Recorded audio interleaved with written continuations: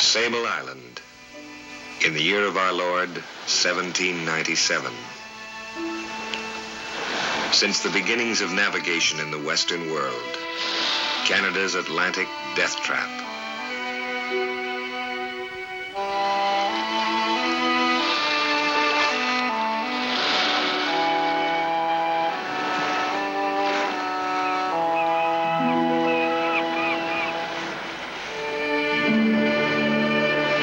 Sable Island, 1956.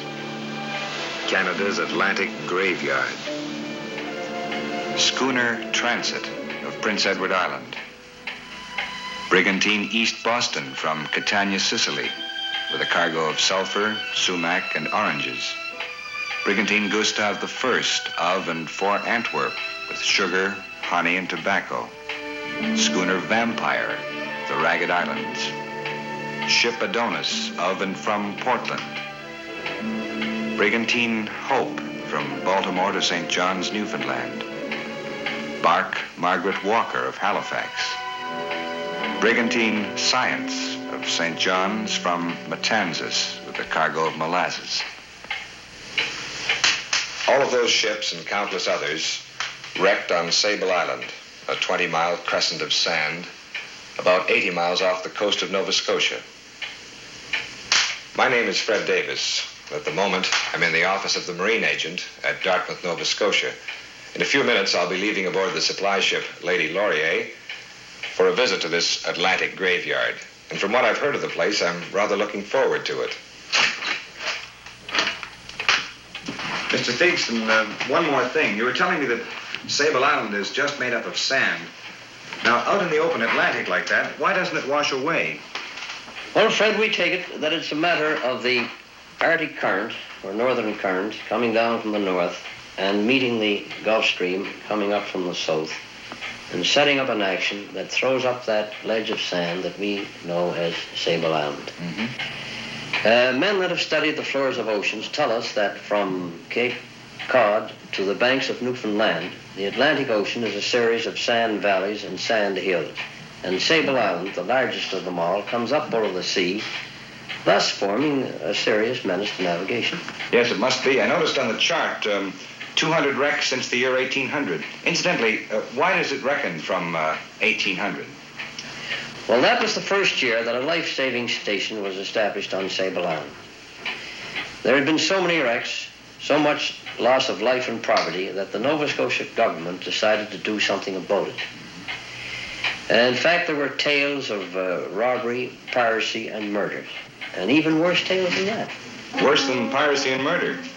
Fred, there's your ship. We'd better get going or you'll miss it. Thanks very much, Mr. Theakston. We'll see when we get back. And Fred, when you get on board the Lady Laurier, you better ask Captain Talbot to tell you something about the ghosts on Sable Island. Ghosts? What do you mean by that? Well, I thought perhaps you should know. Ask him to tell you about the headless Frenchman and about Mrs. Copeland, who was murdered for her jewels. That sounds very intriguing. I'll be sure to ask him. Bye now.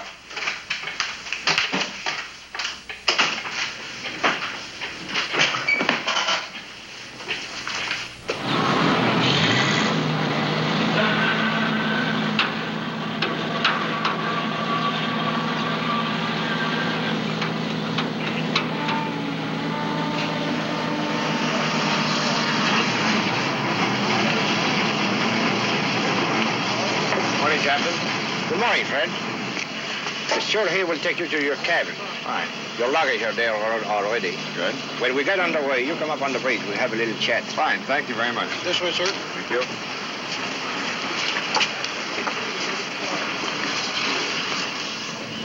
Bridge already, sir. Okay. All right, let go, eh?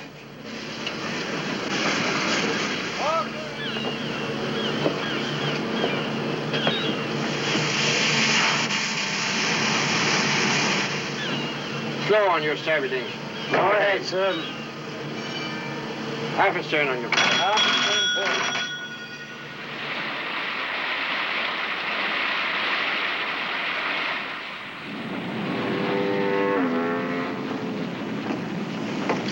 Oh, there you are. Come in.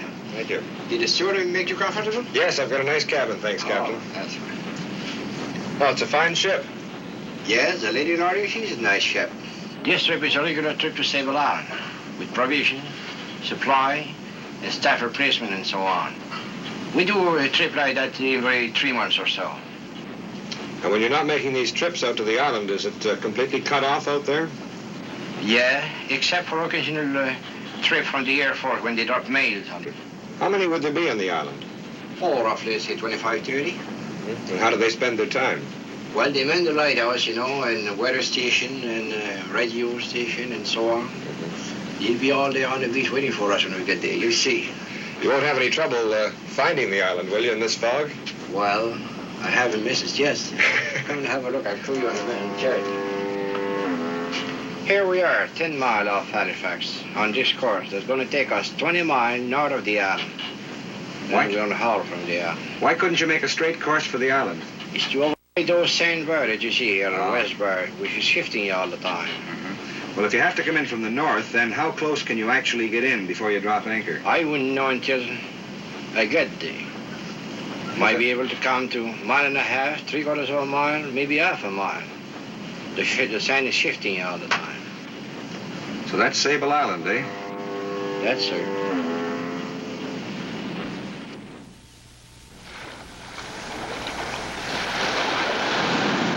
Let go!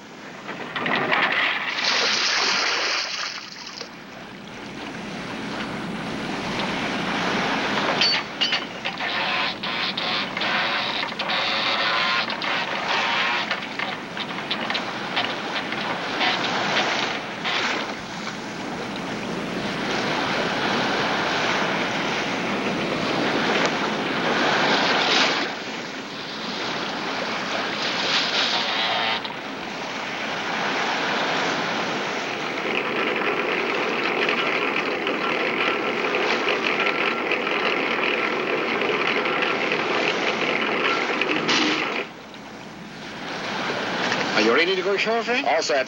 Thank you very much, Captain. I enjoyed the trip. You're very welcome. Hope to see you again sometime. Thank you. Oh, incidentally, I meant to ask you, what's this about ghosts on Sable Island? Ghosts? Fred, you and I, we know very well there's not such a thing as ghosts. That's right. But if there's such a thing as ghosts, Sable Island is the place to find them. It is, eh? Well, I'll soon find out for myself.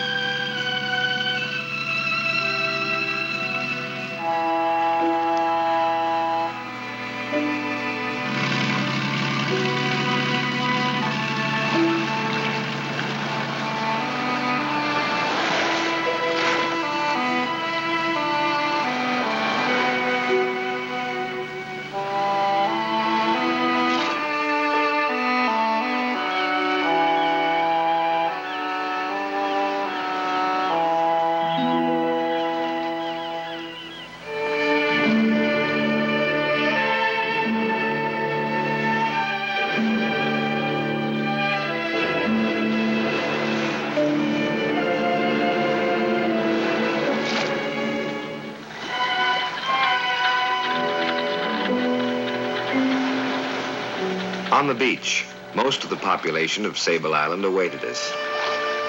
Bert Harris, the acting superintendent, was there to welcome new arrivals.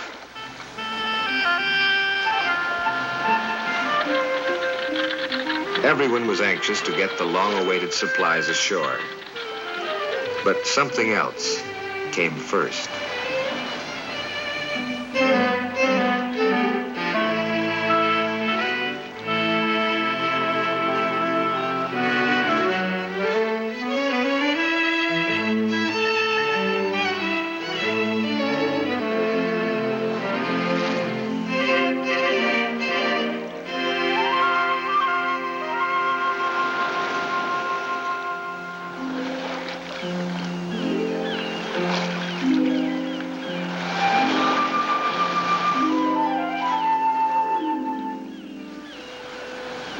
Finally, the Lady Laurier had unloaded the last of the supplies for Sable and got quickly away from that treacherous beach. Now Sable Island was isolated once more, and I could begin to confirm for myself all the things I'd heard about the graveyard of the Atlantic.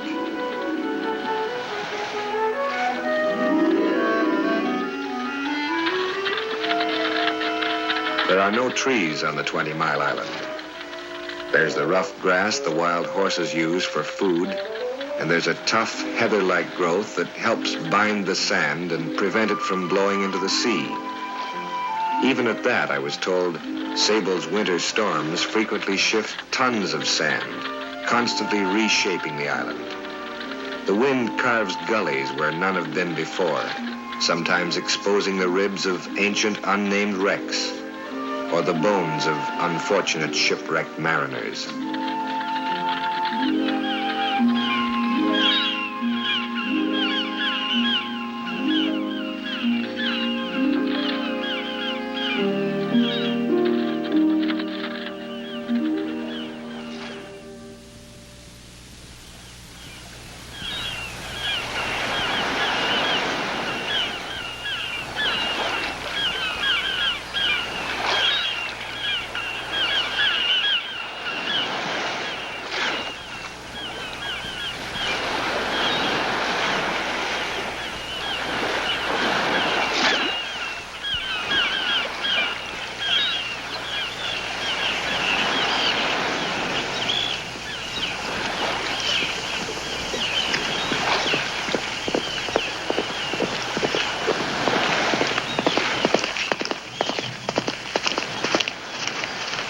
Hi. Hello.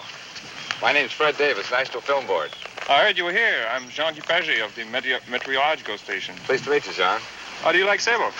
Well, very nice so far, but I'm rather surprised. When I started out on this walk this morning, I had no idea so many things grew here on the island. I've seen blueberries and cranberries and roses and wild peas and these water lilies.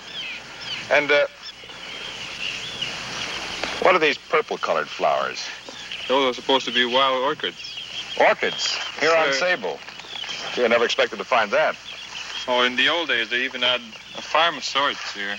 Grew their own vegetables. But it's pretty hard to do anything of the sort with all the sand blowing around. Mm-hmm. Well, when the government sent the people here back in 1800, that was strictly to man a life-saving station, was it? Yes, you see, in the old days, there used to be so many shipwrecks. See, the island is about 20 miles long, and with the east and west bar, well, another 30 more. Mm-hmm. So in a fog, well, a ship could pile up anywhere along those beaches without anybody knowing about it. I suppose hundreds of people drowned, and of those who managed to come ashore safely, well, they probably starved to death. Or, well, met the fate like Mrs. Copeland. Of course, once they established the life-saving stations, it changed all that. Well, it didn't stop the ships from running ashore, but at least there was someone waiting for them. Were these stations placed on the beach so they could see each other? Well, they had towers, and they kept regular lookouts. Mm-hmm. And in a fog, well, they used to do beach patrol on horseback. Riding these little Sable Island horses, eh? That's right. You know, Sable's quite an important weather station now. There should be a weather balloon going up pretty soon. Would you like to come down? Let's go. Do you lose many men this way? Not yet, anyway. This is a transmitter which sends us back various signals of temperature, humidity, and pressure. And inside here we have our commutator, which switches in the various signals. When I let this arm down, it makes contact to the transmitter for the various signals. Okay, let her go.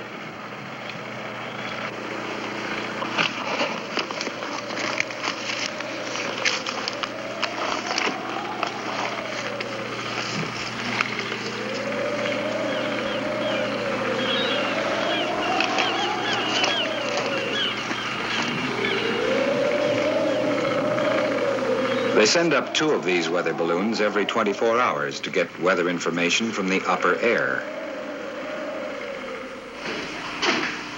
Up here, Fred, in the tower, we have the tracking device that works on the same principle as radar. the operator tracks the course of the balloon. And from that, we plot the speed and direction of the wind. I see. Well, how do you actually keep track of the balloon? Well, you see, Fred, the instrument you saw tied out to the balloon send out a signal, and this receiver here picks it up. And it's converted into an image on the radar screen, as you can see there.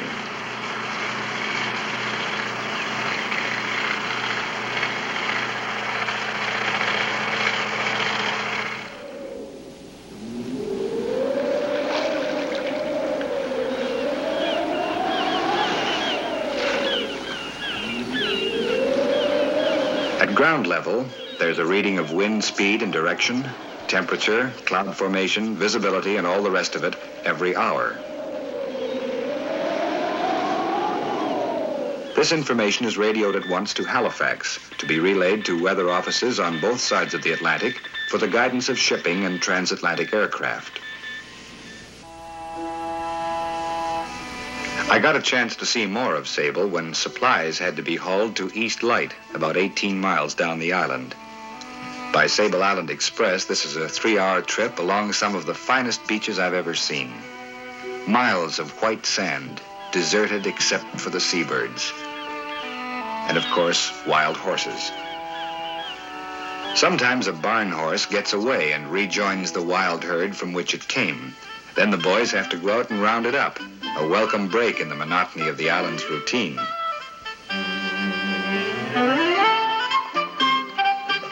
No one really knows for sure how the horses arrived on Sable Island.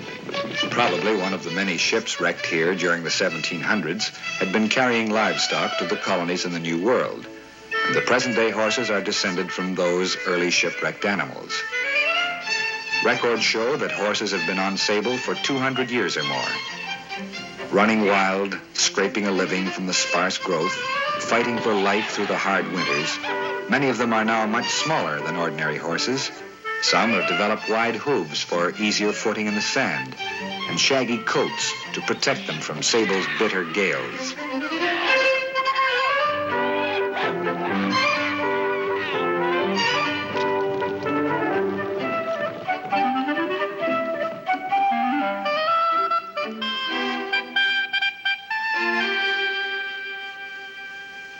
Leaving the roundup to the experts, I headed for the beach to rejoin the wagon on its trip to East Light. On the way, I came across old number 2, one of the life-saving stations Jean Paget had mentioned. Jean had a story about it. It was after Old 2 had been deserted and left for the island to take over. It was one of those periods of bad fog when they couldn't see anything. They had a telephone in those days, linking the various stations on the island. Well, this day, back in the main station, there was a ringing on the telephone. And when they answered it, they couldn't make out what the party was saying.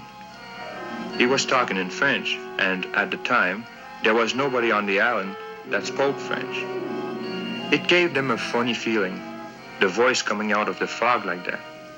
You know, there's supposed to be a ghost of drowned Frenchmen on the island. But they remembered that there was still a telephone at Old 2, though there wasn't supposed to be anyone there. And sure enough, when they looked, a French fishing boat had run ashore in the fog, and there was the crew of it sitting at Old 2.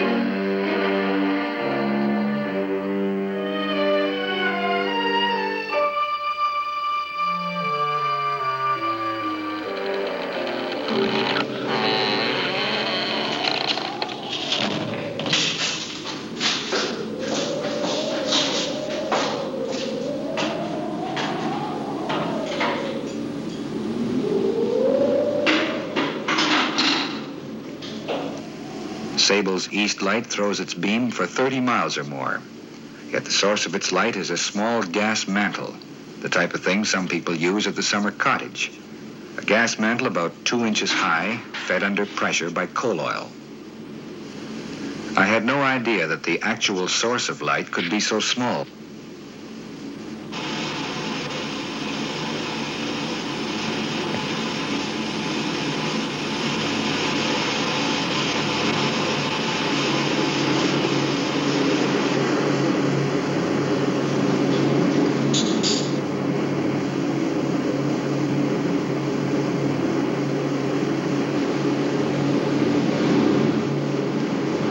It's the extraordinary magnifying power of the prismatic lenses in this type of light that gives the beam its intensity.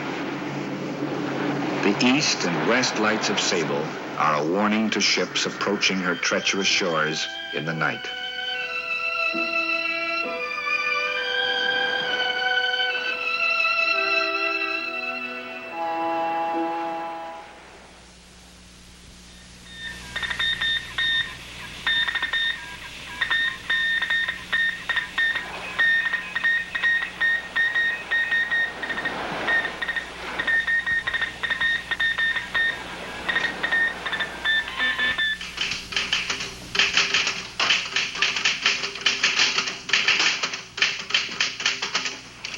This might interest you, Fred. The Air Force is sending out a plane with some stuff for meteor.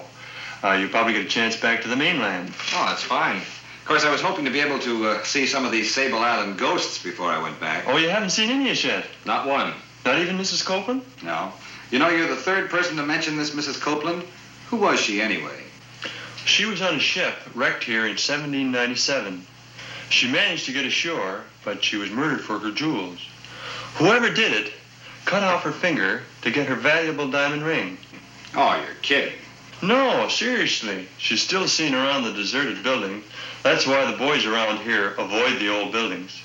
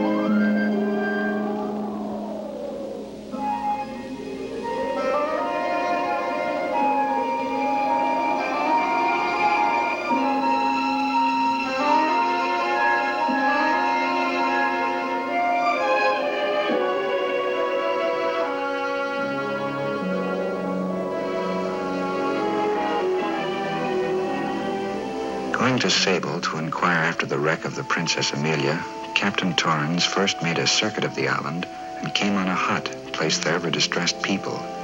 He prepared a bed of hay, lit a fire, and then went for a walk. Returning, he saw a lady sitting in front of the fire, dripping wet, hair hanging loose over her shoulders, a soiled white dress clinging to her as if she'd just come out of the sea. Her face was as pale as death. She said nothing but held up her hand. One of her fingers was cut off and still bleeding.